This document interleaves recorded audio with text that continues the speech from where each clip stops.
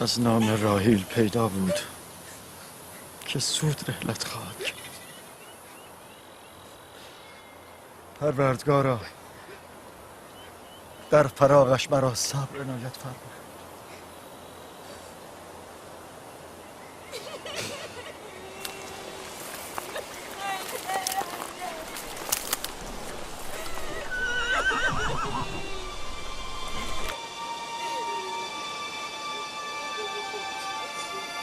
پدر جان، کنانیان آمدن. چه فایده؟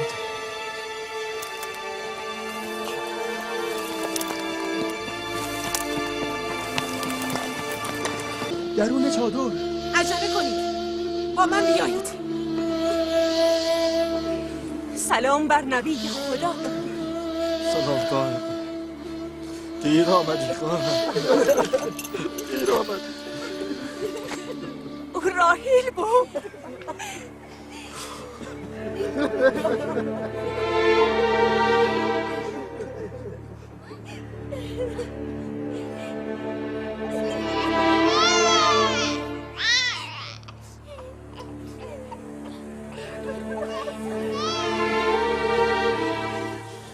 اندوه و انبیا دو آشنای دیرینه.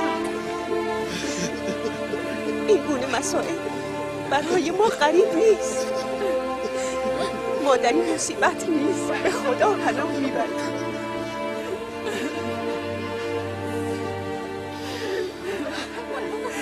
تو باید دیا باشی خواهر راحیل که تو تسلیت میگیرم.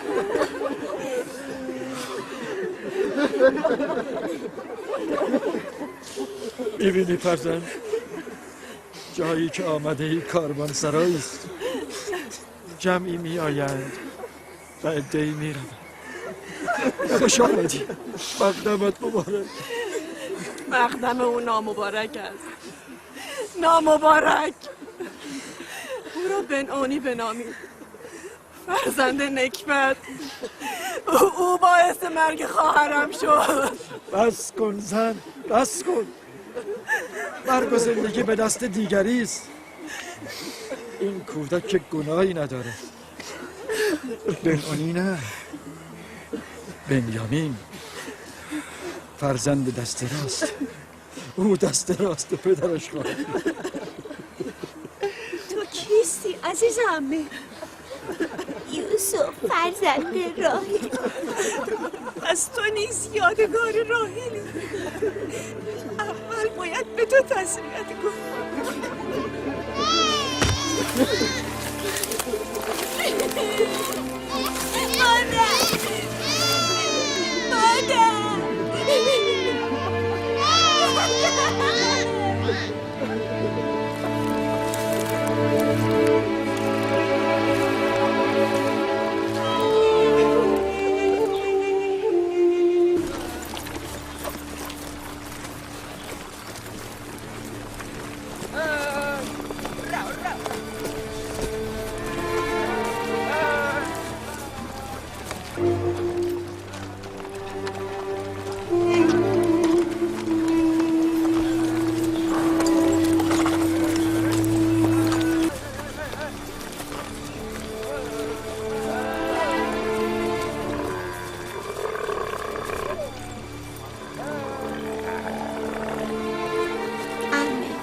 پدرم میگوید خداوند هر که را بیشتر دوست دارد او را به نزد خود میبرد. عزیز عمه، تو میدانی مادرت نزد خداوند است؟ میدانم. خداوند او را به بهشت برده، ولی من دوری او را نمیتوانم تحمل کنم. از خداوند میخواهم به ازای این مصیبت به تو و پدرت صبر و بردباری بدهد. عمه فائقه، بهشت بهتر از اینجا؟ آره عزیزم، بهتر است. تو خیلی بیشتر از سنین کوتاه عمرت میفهمی عزیز برادر. خداوند تو را حفظ کند. بیشتر از سنین کوتاه عمرت میفهمی. من در چهره زیبا و معصوم این کودک و در کلماتی که بر زبان می‌راند نشانه بزرگی می‌بینم. او بیش از همسالان خود می‌فهمد. این باور کردنی نیست.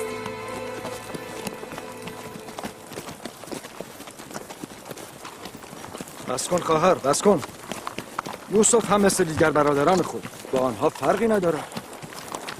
چهره و کلام یوسف برای من دلنشین است. از تو میخواهم نگهداری او را به من بسپاری. شاید غم بیمادری او را قدری التیام دهم. من با خواهرم عهد کردم که نگذارم فرزندانش غم بیمادری را احساس کنند. مانند دیگر فرزندانم از آنها نگهداری خواهم کرد. ولی تو با آن همه فرزند که داری چگونه میتوانی؟ این امکان ندارد. اجازه نخواهم داد لحظه ای از پیش چشمم دور شد.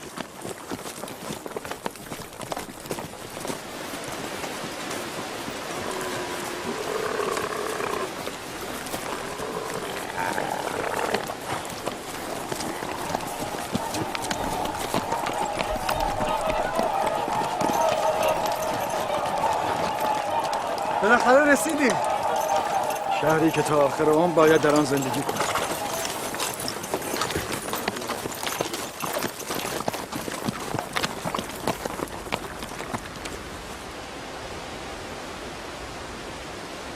آمدن کاروان یعقوب نبی آمدن. رفتنشون مبارک.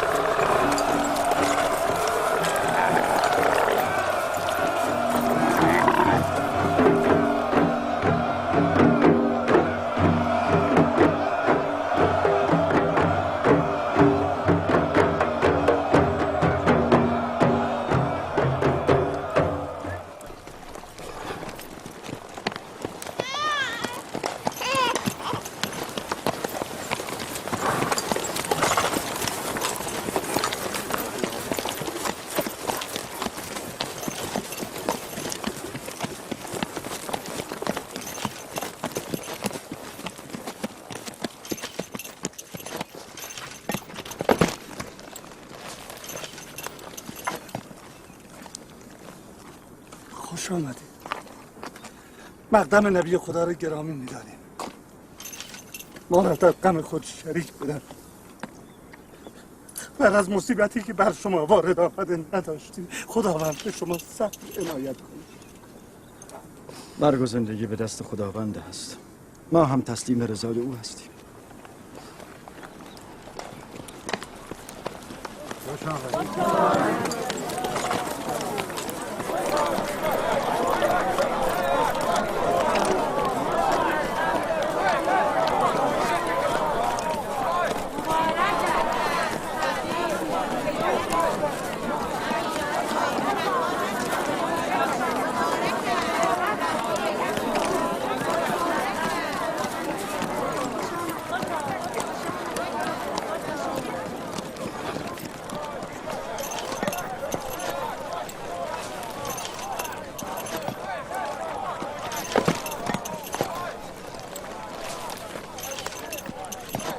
خواهر، مقبره پدرمان اسحاق نبی کجا قرار گرفته؟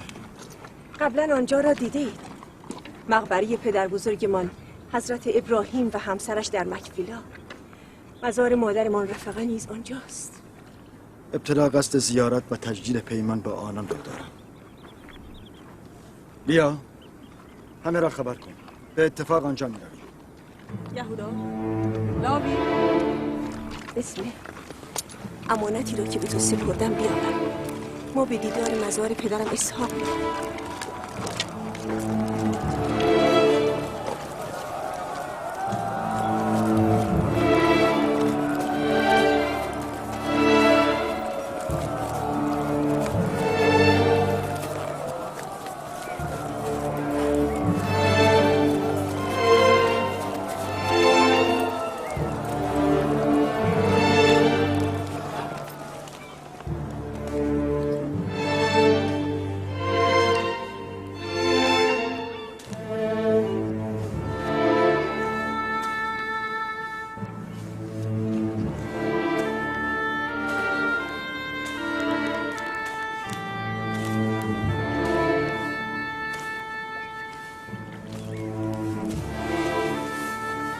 درود خداوند بر ابراهیم پیامبر.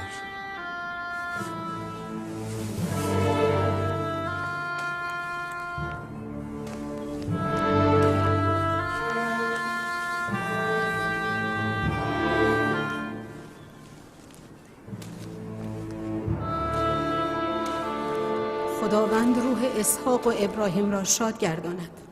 مردم کنعان هدایت و ایمان خود را مدیون ایشان هستند.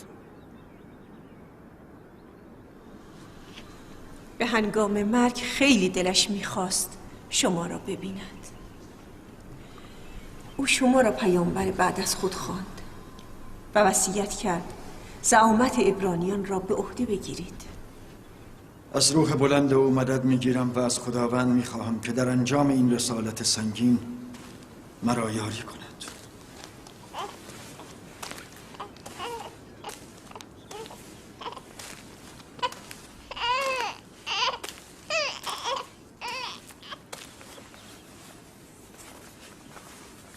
این پیراهن متعلق به پدر بزرگمان حضرت ابراهیم است که به پدرمان اسحاق به ارث رسید.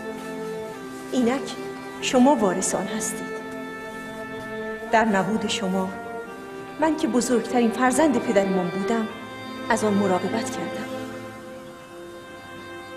اینک ادای امانت نموده آن را به شما می سپارم. طبق وصیت پدرم این پیراهن به انبیای بعد از شما خواهد رسید. شاید بتوان آن را جبه رسالت نامید.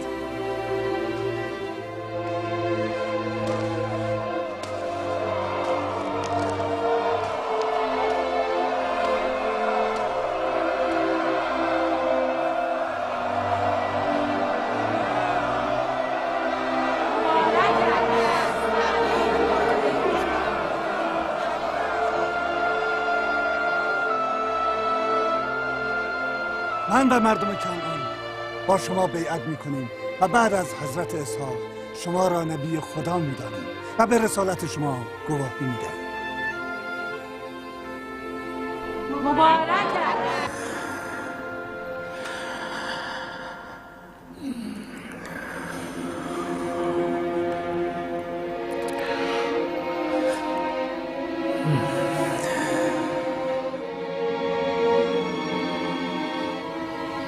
فکر میکنین پیراهن بعد از پدر به چه کسی خواهد رسید؟ خب معلوم است. هر کس که از همه قوی تر باشه. اشتباه میکنی. آن کس که ایمانش از همه قوی تر باشد.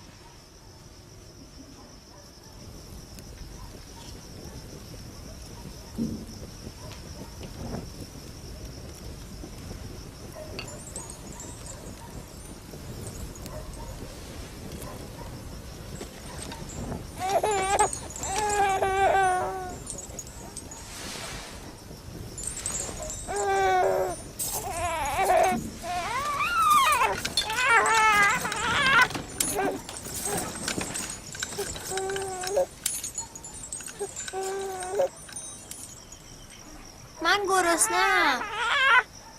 به ما غذا نمیدهی مادر؟ پس غذا چه شد؟ کمی تحمل کنید. چه خبر است؟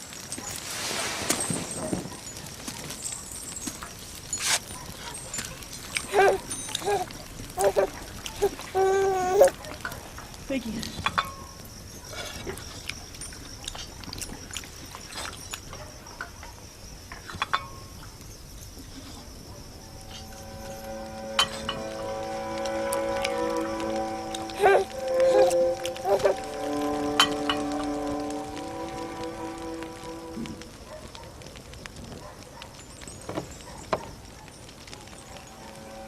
شما را چه شده؟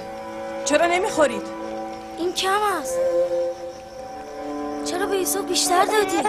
ساکت باش، غذایت را بخور. بس کن لیا، چه میکنی؟ بر خود مسلط باش. بنیامین را من نگه میدارم.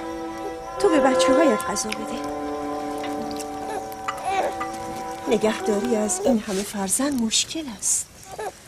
لیا حق دارد. بر 7 پسر و دختر خودش فرزندان راحیل هم اضافه شدند. من تقاضای خود را بار دیگر تکرار میکنم. همیشه در آرزوی داشتن فرزند بودم، اما این آرزو تحقق نیافتید. چیزی از عمرم باقی نمانده است. درخواست مرا اجابت کنید. یتیم راحیل را به من بسپارید. مطمئن باشید که او را همچون چشمانم نگه خواهم داشت. میبینید که لیا هم سخت به زحمت افتاده است. شما ناچارید برای یوسف و برادرش فکر چاره‌ای کنید. دوریش را چگونه تحمل کنم؟ اگر به راه دورش بردم تحمل نکنید. اگر او را هر روز به دیدار شما نیاوردم بازش ستانید. اگر از محبت دریغ کردم بر من نبخشایید. بگذارید این سالهای پایانی عمرم را با محبت به یوسف سپری کنم. یقین داشته باشید که هم روح راحیل را خوشحال خواهم کرد، هم دل شما را. اما فائقه، عهد من با خواهرم راحیل چه می شود؟ سوگند خوردم که نگذارم فرزندانش غم بیمادری را احساس کنند.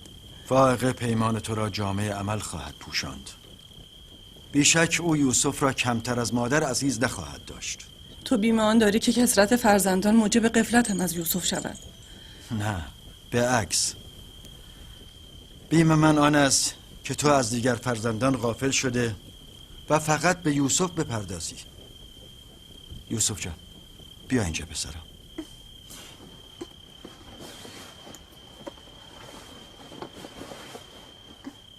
بگو ببینم پسر، آیا بودن با عمه فائقه را دوست داری؟ آری پدر، عمه فائقه مادر خوبی است. نه به خوبی مادرت عزیزم، اما سعی خواهم کرد بوی خوی او را از من استشمام کنی. سپاسگزارم برادر. با تو عهد می کنم که چون جان عزیزش بدارم و چون قلب در سینه جایش دهم. پیش از آن که پشیمان شوم او را از اینجا ببر. یعنی ما دیگر یوسف را نخواهیم دید؟ این را که گفته؟ نه عمه جان، هر روز اینجا با شما بازی خواهد کرد. پس ما میتوانیم با یوسف باز کنیم عمه؟ البته که میتوانید. غذایتان رو نخوردید. مواظب باشید.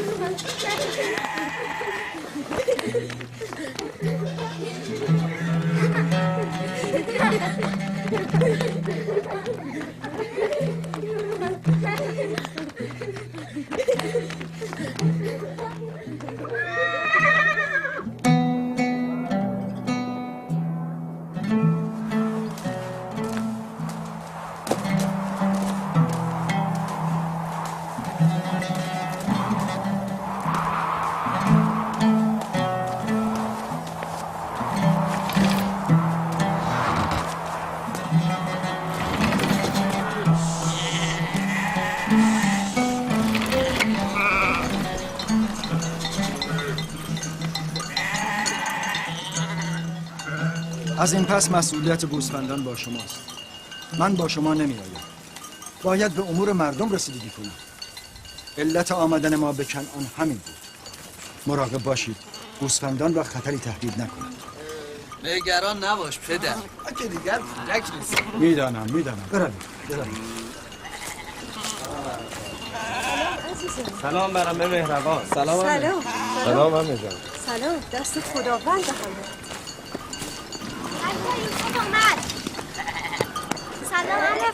سلام عزیزم. مواظب یوسف باشید. چشم.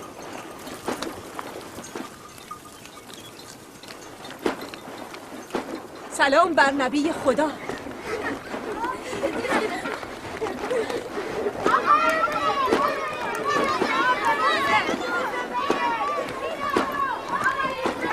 چه کسی گفته بی مادری بد دردیست؟ خوشا به حال بی مادران. اگر بی مادری خوب است شما چرا نمیمیرید؟ شاید پس از مرگتان به بچه هایتان توجه بیشتری شود. به قصد بدی نداشتم. خواستم بگویم شما از یوسف خوب مواظبت کرده اید و برای او مادر مهربانی هستید. لازم به توضیح نیست. تفسیر کلام شما را خوب میفهمم. شما را چه شده؟ یعنی محبتی ناچیز در حق کودکی بی مادر را نمیتوانید تحمل کنید؟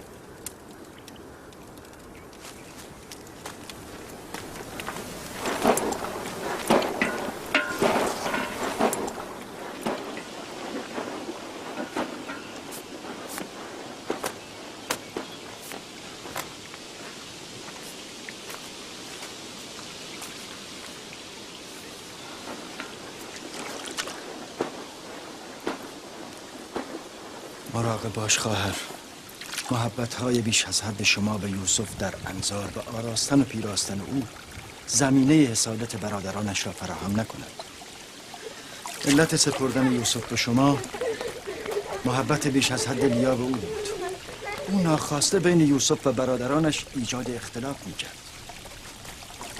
آنان که زمینه حسادت را در فرزندان تو ایجاد می‌کنند بلهه و زلفا هستند، نه لیا.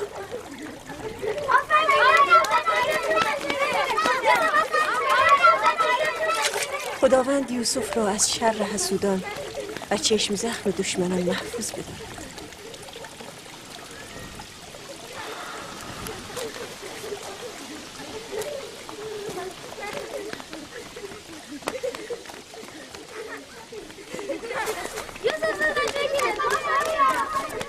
نمیدانم چرا نگران او هستم. دلیلی برای نگرانی نیست. اگر اجازه دهی او را ببرم. میدانم که یوسف گرسنه است. یوسف؟ بله. بیا عمه.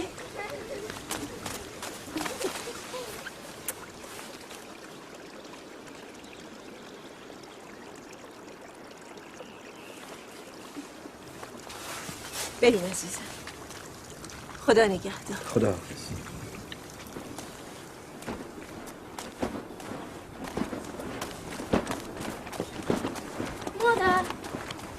لباسای زیبای یوسف رو دیدی؟ عمه فاقه برای او دوخته است.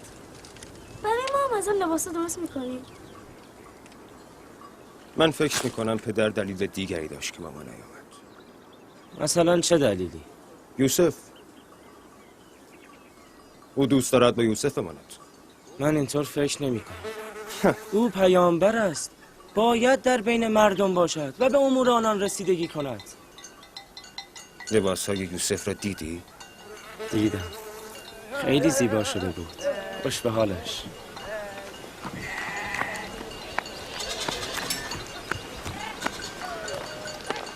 لاوی، یهودا نمیایید؟ آمدی.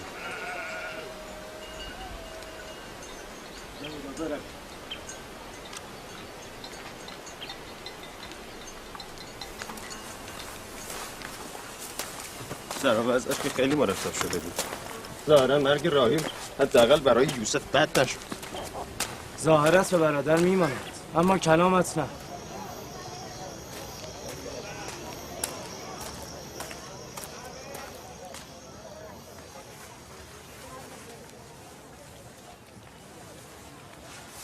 این را بپوش.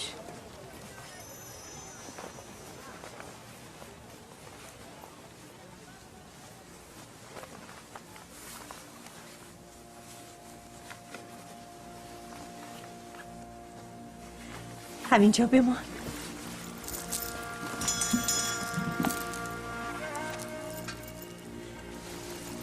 میدانی این چیست؟ این کمربند پدرم اسحاق نبی پدر بزرگ توست. آرزو داشتم آن را به کسی دهم که ادامه دهنده ی راه نبوت باشد. امیدوارم آن ادامه دهنده تو باشی. من این کمربند را دوست دارم. پیراهن حضرت ابراهیم و این کمربند نزد من امانت بود. پیراهن را به برادرم دادم. این کمربند نیز فعلا نزد تو باشد. مواظب باش آن را گم نکنی. میترسم بعضی از دیدن این کمربند ناراحت شوم. مثلا چه کسانی؟ مثلا برادرانم. اصلا جای نگرانی نیست. عجله کن. باید به مجلس موعظه پدرت برسیم. برویم.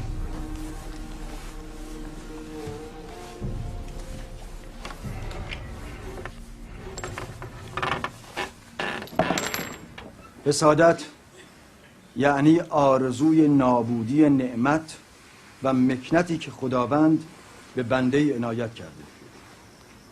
حسادت یعنی داشتن دیگران را تحمل نکردن. حسادت یعنی سعادت و خوشبختی دیگران را تاب نیاوردن و آرزوی فقر و تنگ دستی دیگران را داشتن. حال یک نفر بگوید ببینم حسود کیست؟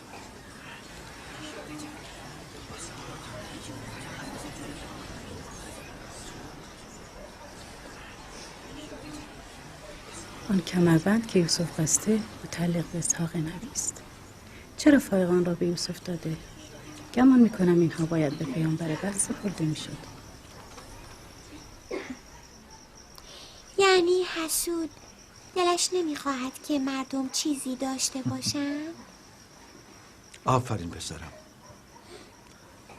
حسود همان است که تو گفتی. حسود همیشه از داشتن دیگران رنج میبرد و خشمگین است. میبینی؟ چه داشته های معنوی و چه خودنمای شیرین زبانی و چه داشته های مادی و مکنت های دنیایی. راه ترک حسادت چیست؟ چه کسی میتواند پاسخ بدهد؟ امیدوارم که یوسف پاسخ را ندهد.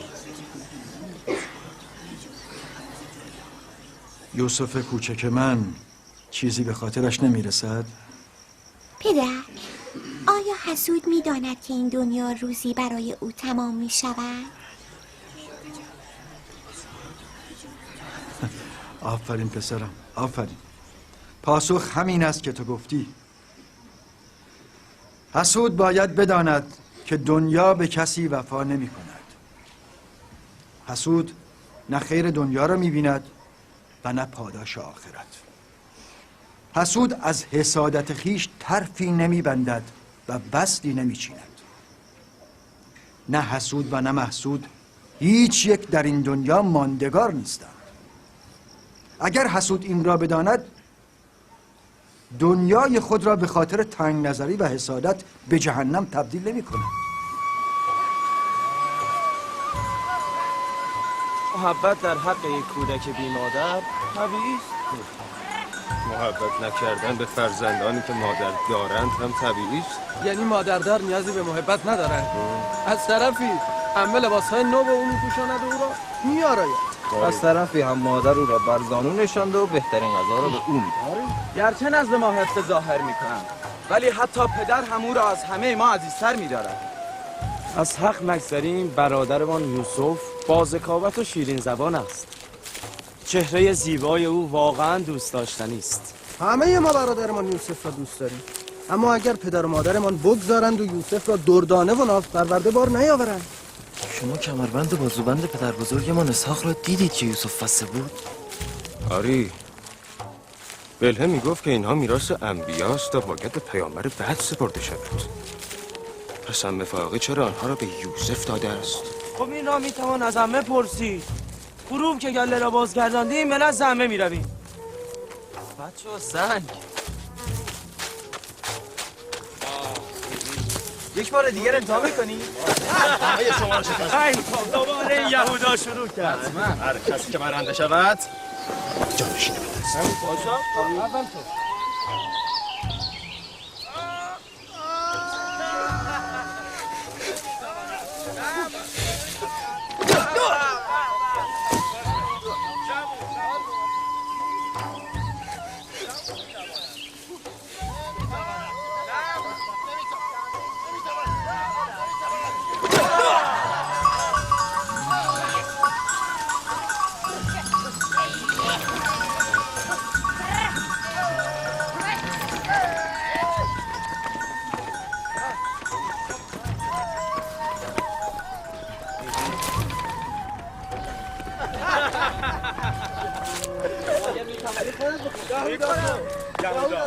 خسته نباشید. کجا؟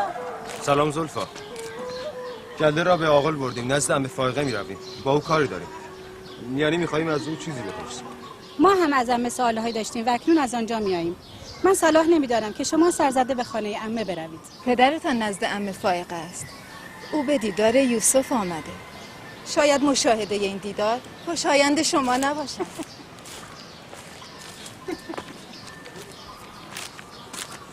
مگر اونجا چه خبر است؟ خب برویم ببینیم. این که کاری نداره.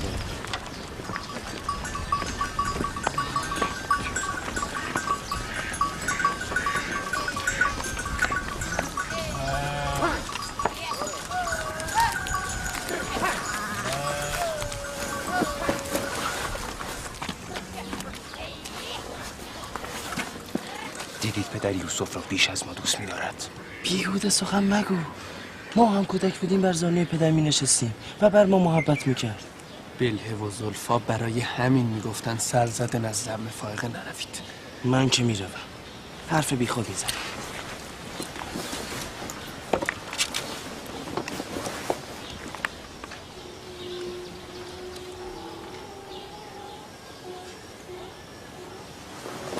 همینجا بیز پسر.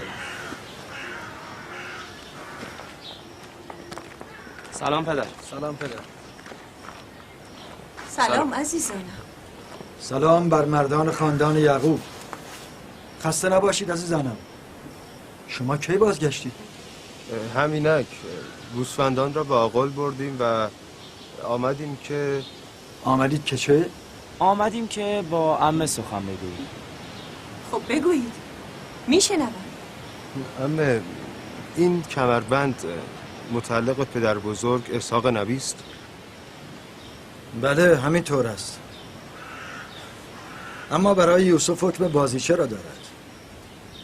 حقیقت این که گفتم یوسف با آن سرگرم شود تا غم بیمادری را فراموش کند. ولی بلهم میگفت این کمربند میراث پیامبر گذشته است و باید به پیامبر بعد برسد. پیامبر بعد از اسحاق نبی من هستم. این کمربند برای من میراث پدر و برای یوسف وسیله بازی و سرگرمی است. بلهه و زلفا تا وقتی راحیل زنده بود به او حسادت میکردند. حالا که دیگر او نیست به فرزندانش حسادت میکند. خیلی به صحبتهای آنها توجه نکنید. پدر، یهودا میگوید که شما یوسف را بیش از ما دوست دارید. اینطور نیست. ولی شما امروز به دیدار یوسف آمده اید. او را بر زانو نشانده بودید. شما را هم در دوران کودکی بر زانو می نشاندم. اگر شما هم از من دور بودید برای دیدارتان می آمدم. من همه شما را دوست دارم و دلم نمیخواد این گونه سخنان را بشنوم. بروید. من شما را مردان خانواده و پشت و پناه خود می دانم. آنگاه شما خود را با کودکی خرد و ضعیف مقایسه می کنید. خداحافظ خواهر.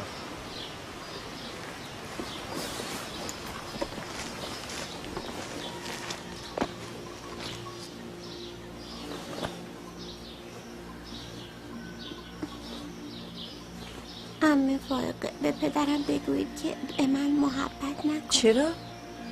آخه برادرانم ناراحت میشه. عزیز دلم، تو محبت مادر که ندیدی، از محبت پدر هم محروم شوی؟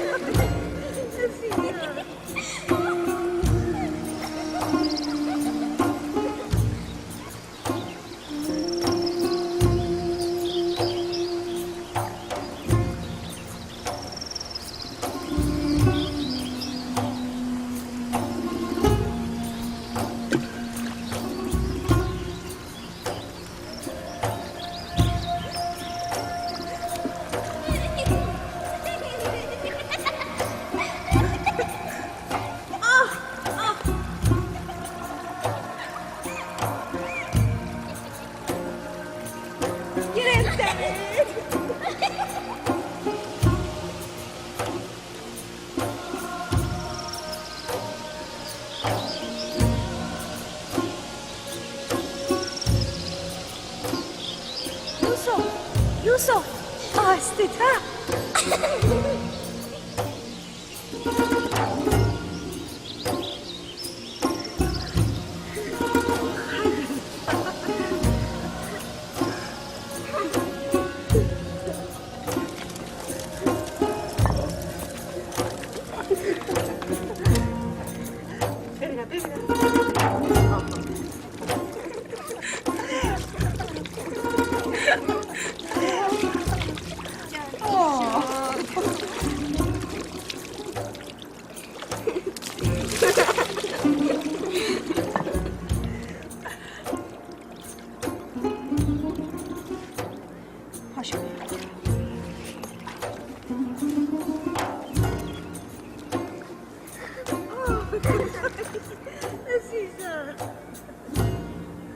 بروید پنهان شوید، بروید، عجله کنید،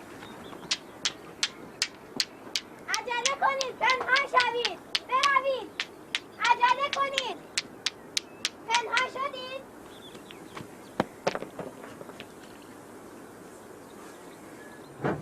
تا 20 میشمارم باید آنها را پیدا کنید. کجایی؟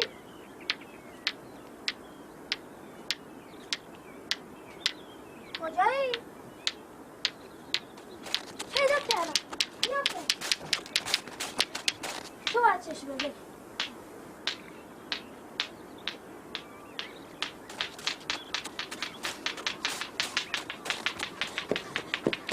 پیدا کردم. اما هنوز یوسف را پیدا نکردیم. یوسف یوسف یوسف یوسف یوسف پس کو یوسف یوسف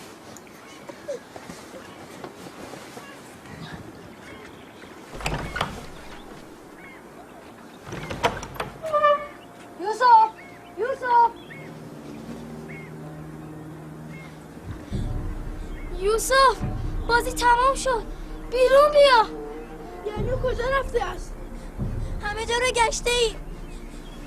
نزد عمه فائقه به بسمه نرفته است؟ پشت بام، من به پشت بام میروم. یوسف یوسف بسمه، یوسف رو ندیدی؟ چه شده؟ چه اتفاقی افتاده؟ یوسف گم شده. اینجا که نیامده. چه شده؟ عمه فائقه، یوسف گم شده؟ کجا رفتید که گم شد؟ مگر با یکدیگر بازی نمی کردید؟ او پنهان شد، دیگر او را نمیابید. همه جا را گشته اید؟ آری همه جا را. او امانت برادرم است. بیایید ببینم کجا بازی می کردید که گم شد.